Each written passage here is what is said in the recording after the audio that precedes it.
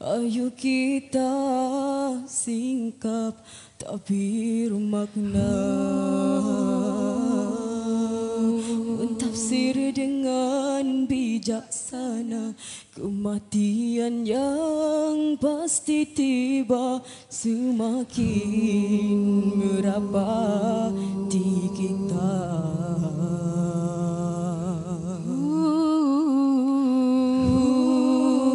Apabila tiba di pintu kedua, jangan tawarkan ku sendu dan air mata. Apa yang ku perlu di saat itu, bisikan cahada di telingaku. Wahai kawan, carilah ku di neraka, andai nanti tidak kau temui aku di syurga. Katakan padanya, kita selalu bersama, bersolat juga puasa di dunia.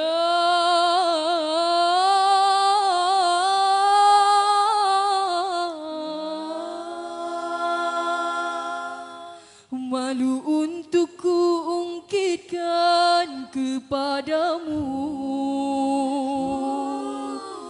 sezara jasaku untukmu di dunia dulu. Di saat engkau kabarkan kepadamu, engkau lelah dengan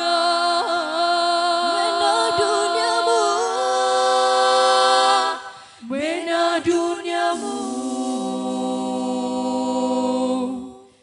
Di luar tahumu, kau jadi antara doaku agar kau memiliki kebahagiaan itu. Andai tadi dunia ada bahagiamu di syurga, dengan asbab jasaku itu kau carilah aku.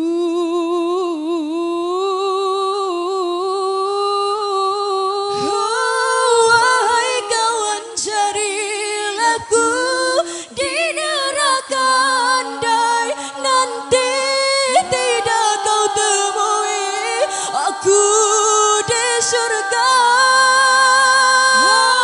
Katakan padanya, kita selalu bersama, bersolat juga puasa di dunia.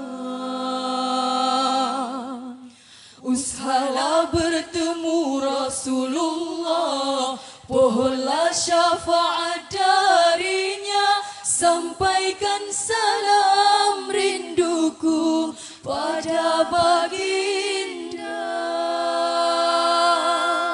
sampaikan salam